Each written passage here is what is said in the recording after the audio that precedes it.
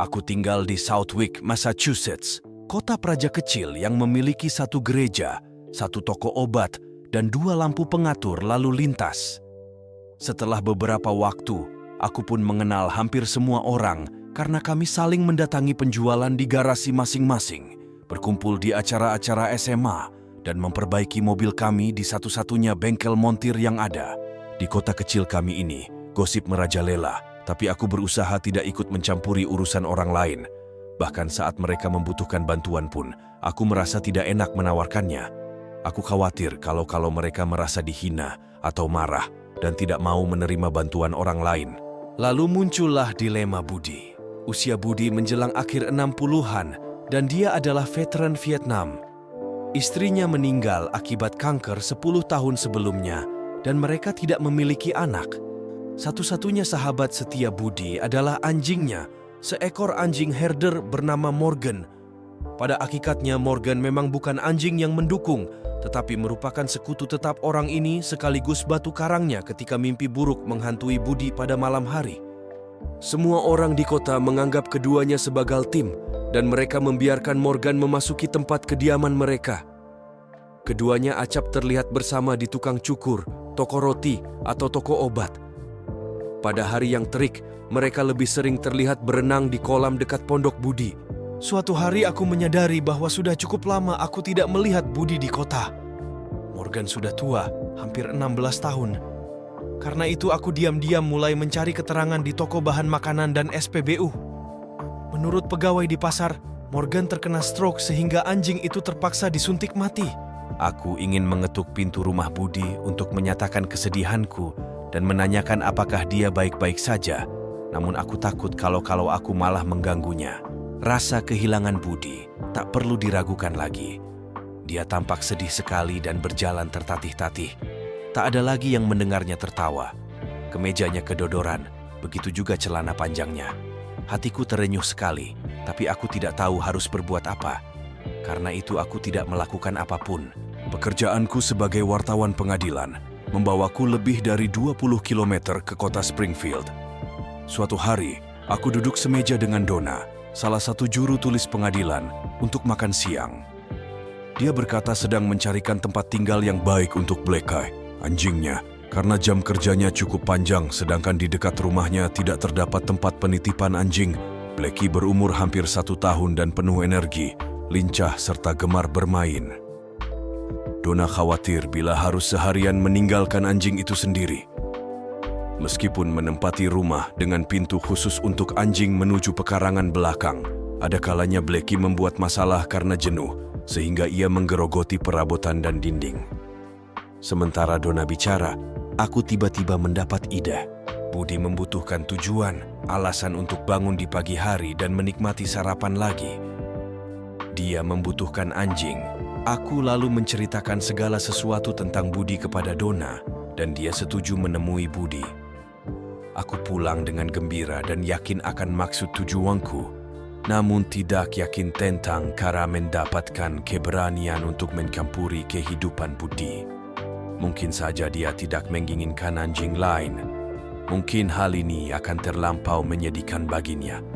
Bagaimana kalau sampai aku menguak luka lamanya? Aku mondar-mandir di ruang keluarga sambil berusaha mencari solusi.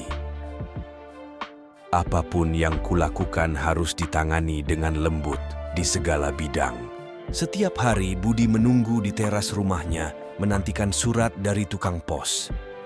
Karena mengetahui hal ini, aku pun mengatur waktu agar sepedaku sampai di depan rumah Budi tepat sebelum tukang pos tiba. Aku melambai kepada Budi yang sedang berdiri di teras, lalu mengarahkan sepedaku memasuki halamannya tanpa diundang. Kukatakan kepadanya bahwa aku punya masalah dan membutuhkan sarannya. Aku tahu dia akan merasa tertarik. Dia memang seperti itu. Dengan sedikit gugup, akhirnya aku berhasil bercerita tentang anjing Donna dan ketidaksanggupannya mendapatkan pelatih yang baik untuk Blackie. Aku bertanya kepada Budi apakah dia bersedia membantu Donna. Budi berdiri gelisah dan memandang kemana-mana kecuali kepadaku. Bisa kulihat bahwa dia tidak begitu tertarik dengan ide tadi dan harapanku pun menipis. Inilah sebabnya aku tidak mau mencampuri urusan orang lain. Aku mengingatkan diri.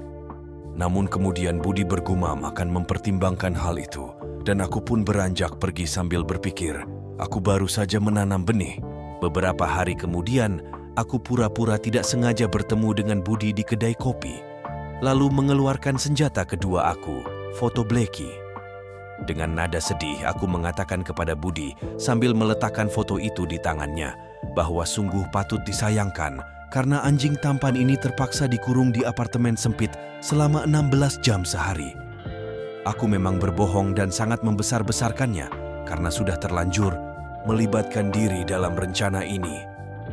Ketika melihat bahwa Blackie anjing herder, sorot mata Budi berubah lembut. Dia merenung sambil menggigit bibir bawahnya, sementara aku cepat-cepat mengambil kopiku dan beranjak dari situ. Aku lupa mengambil foto itu kembali. 2 hari kemudian, aku memastikan bersepeda melintasi pondoknya. Benar saja, Budi memanggilku untuk mampir. Dia setuju menemui Donna dan anjingnya, namun tidak menjanjikan apapun. Pada hari pertemuan itu, Blackie langsung melompat keluar dari mobil dan berlari menyambut. Budi seakan-akan sudah mengenalnya sejak lahir. Budi membelai dan menggaruk-garuk telinga anjing itu sambil bergumam, kau tampan juga, ya?" Kami duduk di teras dan bicara tentang anjing dan militer selama lebih dari 1 jam sebelum Budi bicara tentang sesi pelatihan sebanyak 3 kali seminggu untuk 1 bulan. Perubahan pada diri Budi sungguh sedap dipandang, apalagi pengaruhnya terhadap anjing itu. Sesudah beberapa minggu, aku mendengar kabar bahwa keduanya terlihat di mana-mana, sementara Budi dengan sabar berusaha mengetahui kemampuan anjing itu. Pada hari terakhir yang disepakati, Donna menanyakan kepada Budi apakah dia mau mengadopsi Blackie. Budi berkata ya. Dengan senang hati kukabarkan bahwa langkah Budi sudah semakin ringan dan dia mulai bisa tersenyum kembali. Dia dan Blackie kemana-mana berdua, misalnya berbelanja, mengerjakan tugas di rumah, bahkan memancing ikan di danau beku pada musim dingin. Aku tertawa melihat keduanya duduk berdampingan di atas selimut, sambil menatap tajam ke lubang gelap di permukaan es dan dengan sabar menunggu ikan menggigit umpannya. Beberapa bulan kemudian, sementara bersepeda, aku melihat mereka di ujung jalan masuk halaman rumah. Budi melambai kepadaku untuk singgah. Dia menatap wajahku sambil menggoyang jari. "Sejak dulu aku tahu anjing ini tidak tinggal di apartemen," katanya. "Aku cuma mau bilang itu kepadamu." Setelah itu dia memberikan perintah kepada Blackie untuk mengambilkan korannya. Keduanya berjalan berdampingan melintasi jalan setapak berlapis kerikil, lalu masuk melalui pintu depan rumah. Serbuan pertamaku memasuki kehidupan orang lain memang bukan merupakan bencana, namun aku berjanji kepada diri sendiri takkan pernah melakukannya lagi. Sampai saatnya tiba. Dalam hidup ini, kita seringkali terfokus pada urusan kita sendiri, khawatir akan mengganggu kehidupan orang lain, atau merasa tidak tahu cara membantu. Namun, kisah ini mengajarkan kita bahwa terkadang kebaikan sederhana bisa membuat perbedaan besar. Ikut campur tangan bukanlah tindakan ceroboh, melainkan keberanian untuk membuka pintu hati dan berbagi kebaikan. Dalam kisah Budi dan Blackie, kita melihat bagaimana sebuah pertemuan tak terduga dapat mengubah takdir seseorang. Kehadiran anjing tersebut membawa warna baru dalam hidup Budi, memberinya tujuan dan kebahagiaan yang lama hilang. Seperti kata Herman Melville, kita tidak bisa hidup bagi diri sendiri saja. 1000 serabut menghubungkan kita dengan sesama. Kisah ini mengajarkan kita pentingnya terlibat dalam kehidupan orang lain, meskipun dengan langkah-langkah kecil. Mungkin kita tidak tahu seberapa besar dampaknya, tetapi seperti yang terlihat pada wajah Budi, setiap tindakan kebaikan dapat memberikan sinar harapan. Jadi, mari kita belajar dari kisah ini dan menjadi orang yang peduli, membuka hati untuk sesama, dan menjalin 1000 serabut kebaikan dalam kehidupan kita. Semoga kisah ini menginspirasi kita untuk menjadi agen perubahan kecil dalam dunia ini. Sampai jumpa di kisah penuh arti selanjutnya.